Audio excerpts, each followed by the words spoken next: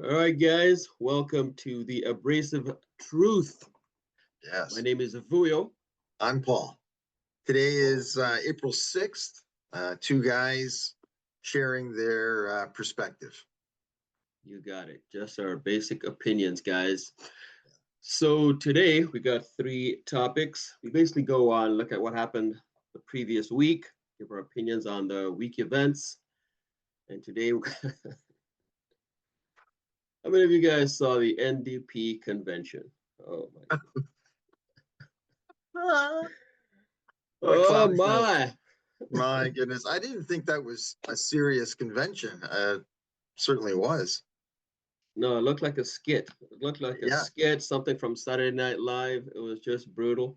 Let's take a little peek at some of the things we're talking about.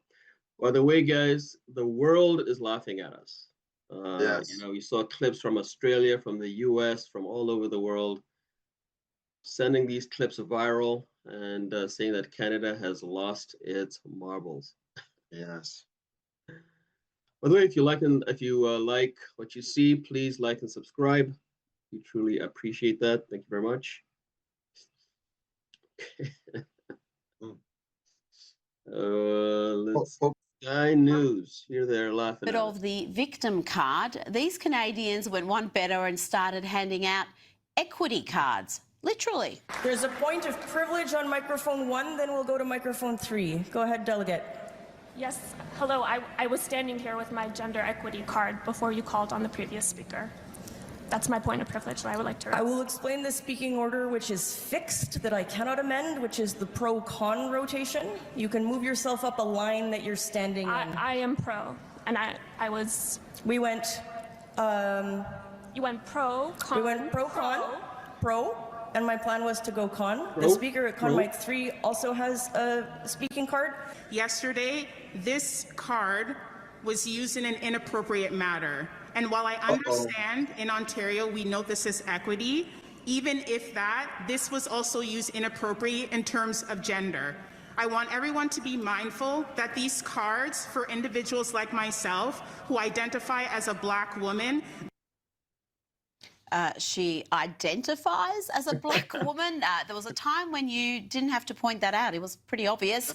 But the days of this conference, there have been many points of privilege. I'm sorry, just real quick, point of personal privilege. I understand there's very little time and for delegates to speak, but early on the mic, it's hard as a racialized and transgender delegate to sometimes use this card and speak up, speak to somebody in front of me in line and ask, hey, this pertains to multiple intersecting parts of my lived experience. I'd like to speak. I was rejected when I talked, and it's frustrating when these are my rights being directly under attack right now in Alberta, and that a cisgender woman had spoken over me. And I understand her rights are important. Let's listen to how upset somebody was with an equity card that a white man spoke. My understanding as an equity-seeking delegate is that these cards are to help the chair hear equity-seeking persons, and that we don't only hear from white male delegates. The reason for my concern is that yesterday, during the housing resolution, after a white man spoke, someone at this mic waved their equity card only to give their speaking spot to a white man. Oh, I mean, can you believe it? Can you believe a white man daring speak at the NDP leadership? And look, all right, that's enough. There was so much stuff there. Even what you highlighted with the I can't hear. Even the moderator at one point scolded a delegate for saying Madam Chair, when she said that I'm not Madam Chair, I am they, them. I am non-binary. By the way, what was that convention about? Like, what happened there? Yeah. Yeah, it seems like the convention was about segregating everybody into little categories, right? That's what it seems like it was about. It's not fair. Like the NDP, I mean, first of all, Jagmeet Singh ruined the NDP by aligning the NDP with the Liberals. So they became irrelevant because the Liberals went so far left. Yeah. Now, they've gone ahead and elected Avi Lewis, who is more left than left itself. And they think that this is going to make them more relevant by showing up these intersectional gender equity cards. And if you if you were Black, lesbian, handicapped, you're the only person who can speak at the mic. That moved you way up, man. Way up the line. I'm sorry. I'm up the line. You make me speak. How dare you, white man, speak ahead of me?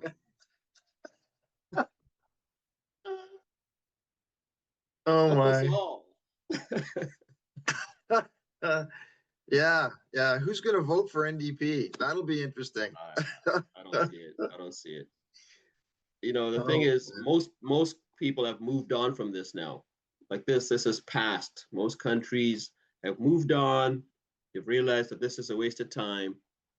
But the NDP want to keep us here. They want to keep us here. All right. Well, guys, let us know what you think. Did you see those clips? Did you see that? What do you guys think of that? Those woke moments at the NDP convention. Leave comments, like and subscribe. It was just brutal. Oh. All right. Moving along. What do you think of Pierre Poilievre doing all these podcasts? Like what he was on Diary of a CEO. He went from Joe Rogan to Diary of a CEO, two of the biggest podcasts in the world. Yeah. What do you make of his performance? Yeah, his performance. Well, that's just it. It was not a performance. It was an opportunity for him to show his personal side, relatable side, so you can learn about him as a person. So because I think he should do more of them actually, because I think he's misunderstood in the political realm. People don't get a chance to really understand Pierre, and I think this was a very good thing. Even what's that liberal pundit on CTV with the blue glasses? He was praising Scott Reed, Poilievre. Yeah, Scott Reed. Yeah, he was praising Poilievre. So yeah, it's coming around. It's coming around. Yeah, I mean this is the only place that he seems to be able to be allowed to show himself, to show his fatherly side. We've learned about his family. We learned about his adoption. He met his adoptive parents. We learned quite a bit about him. Yeah. Let's look at a clip. I mean, I saw this graph here, this chart, which is GDP per capita with international counterparts. So on there, it has Canada, United States, OECD, and it shows, it's quite stark. It shows that Canada has basically plateaued in terms of GDP per capita. For the average person, what is GDP per capita? What does that actually mean? It's your income, really. It's it ultimately, the GDP, the gross domestic product, is the value of all the things that you produce. If you're producing more per person, over time, people will see their wages rise, their real wages rise. If you don't produce more per person, then your wages are flat. And so that is what we've effectively had in Canada over the last 10 years. Why? Because we are not unlocking our resources. Our biggest industry is oil and gas, and it's locked behind very aggressive anti-development laws and bureaucracies. Hold on. I also wanted to share this clip of, this is him reading his 20-year-old letter, his letter that he wrote when he was 20 years old. Yes. Interesting. He really hasn't changed. Yeah. Well, it was a very insightful letter when he wrote it. I mean, I was wondering, as you went on that campaign trail, and generally over the last 10 years of your career, it's clear to me that your core principles have been quite consistent. I have this this document you wrote when you were, I think 20 years old, which was part of a contest where you won $10,000. That's right. For explaining what you would do if you were Prime Minister, if you were leading Canada. You even dug up the check. I found the check. It wasn't cashed. No, it's a, All right. it's a fake check. We'll go have lunch. So you won $10,000 for submitting having this lunch? Yes. when you were 20 years old, explaining what you would do if you ever became the Prime Minister. Yes. And I would like you to actually just read the opening 3 paragraphs, because it does it is quite interesting to see how you've evolved, if at all. Could you just read those first 3 paragraphs and give me any other of the context which I might have excluded? Sure. Although we Canadians seldom recognize it, the most important guardian of our living standards is freedom. Freedom to earn a living and share the fruits of our labor with loved ones. The freedom to build personal prosperity through risk-taking and strong work ethic. The freedom of thought and speech, the freedom to make personal choices, and the collective freedom of citizens to govern their own affairs democratically. Government's job is to constantly find ways to remove itself from obstructing such freedoms. Human beings are graced with the gifts of creativity, wisdom, and ingenuity. The best way for a society to go about improving its living standards is to allow citizens to apply these qualities to the challenges of everyday life. Asking a prime minister to single-handedly improve the living standards of 30 million of the world's brightest is about as realistic as asking him to take to an Olympic sprinting track to help a lineup of world-class athletes reach the finish line.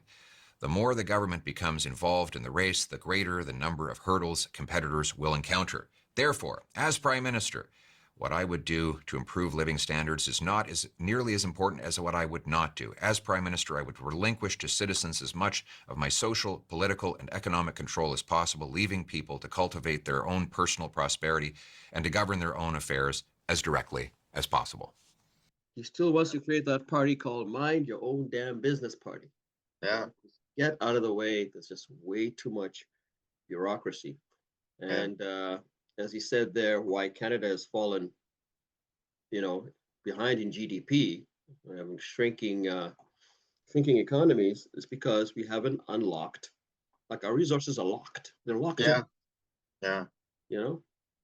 For far too long. Far too long. Permits take like years to get.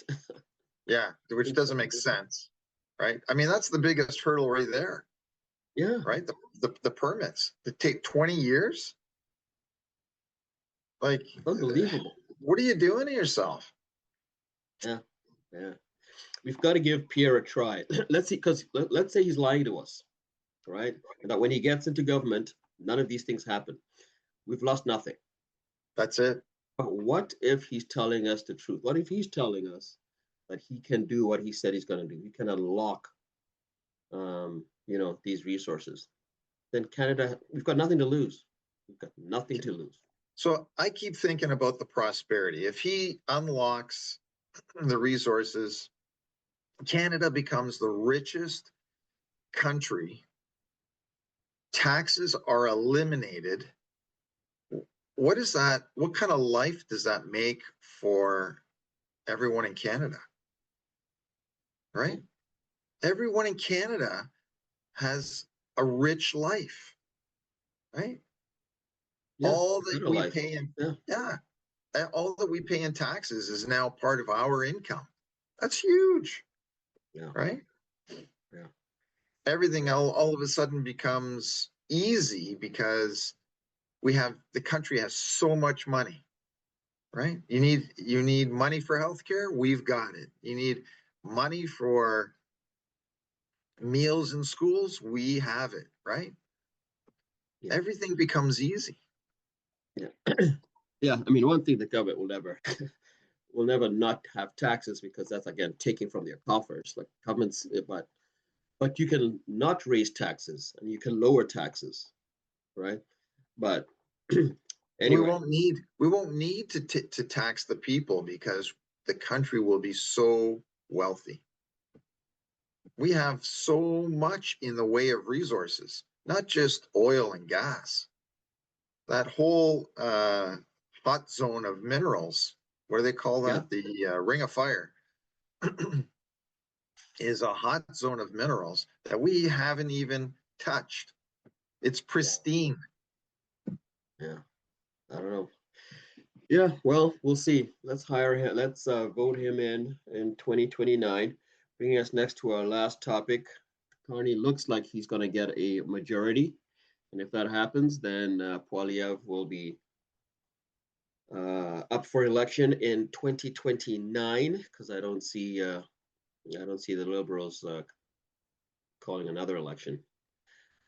So should we worry? Should we be concerned? Is Canada on a free fall, or should we just be optimistic? Let's give Carney, it's only been a year. It takes a while for these MOUs to see you shaking your head there. He's already, so the MOUs he signed, the expiration dates have passed. So the agreement he signed with Danielle out west there, that the date that it has expired, right? So that agreement's expired already. I didn't even know there was a date on it. There's a date on it? Are you not listening to politics? So, apparently, that's what I heard. I heard that they signed an MOU. They had to accomplish certain things by certain dates for it to be valid, and Carney hasn't done his part. So it's surprise, surprise. No surprise to me. So well, Champagne is in China. He went to China to see if he can, tighten up whatever deals we have there with China. I heard that the EVs may be getting made here, giving us jobs. That's so. It's easier to replace the 3% trade that we do with China than it is 75% with the States. I think it's a big mistake to trade with China, to allow them to have the upper hand. We should just say, look, this is what we want. You don't want to give it to us? Fine. We don't want to trade with you, period. Done. Because we can increase our trade with Europe, with Japan, with other countries. And, I think our Liberal government is lying to themselves if they think that they can. How is the Liberal government going to do 75% of the trade with China? You can't replace you can't replace it. It's impossible. To take 75% we do with the States and increase that with other countries, all the other countries, you're still not gonna. We're gonna be in the same place we are right now. It's a ridiculous move. So I think diversification is good. That's a good idea, but you don't bite the hand that feeds you. You can't. You've got to be serious about our trading partner, our largest trading partner. Like you said, 75% of our exports go to the U.S. Our second largest trading partner that they like to talk about is China. Okay, as a country, that's our second largest trading partner. It's like 3.6%. Yeah, right. And 75, it's not even close. Like, why are we wasting time here? Yeah. This is where we should be hanging. Yeah. And wanting to. This is not going to happen. Like, we don't want China to be 75%. No. We want the U.S. to be 75%. They're closer. They're more aligned with our morals and values, and so. Yeah, America is an ally, and China is not. And so you want to increase your trade with someone who's not an ally. I was going to say an enemy, but who's not an ally. Is that smart? They want to double it. Okay, so we're going to go from 3.6. Let's say they more than double it. They go to 10%. Whoop-de-doo, right? Like, who cares? Yeah. It's a mistake. It's a major mistake.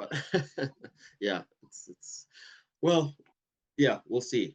We have to keep our eyes open. I mean, that is 2 billion people. So I see why, but you got to keep your eyes open. You're strong. Canada, we're stronger than we think. We're not that weak as a country in terms of what we have if we unlock what we have. Where we have a lot of stuff to offer the world. Let's show people that we do, you know. All right, so we talked about the NDP and their gong show. Pierre Poilievre on doing the rounds. I wonder what other podcast he's going to be on, but you should also be here. Come on some local podcasts. Go do Jasmine Lane. Go do the Juno News. Go do, hey, Abrasive. how about the Abrasive Truth? Give him a call. Yeah. You should. And, call him. I bet he would. Yeah. And it looks like Carney. Well, we'll keep our fingers crossed. But if he gets a majority, we'll be going to an election in 2029. I believe it won't be any sooner. Yeah. I think crosses. Yeah. Yeah, we're all. It's a shame, It's that Carney's achieving his majority government in such a snaky way. But it's a good reflection of him and the party. All right, guys. Well, let us know what you guys think. We really appreciate your comments. We try to engage with them as best we can. And please like and subscribe. And we'll see you next time on All right. Abrasive Truth. Take care, guys. Bye-bye.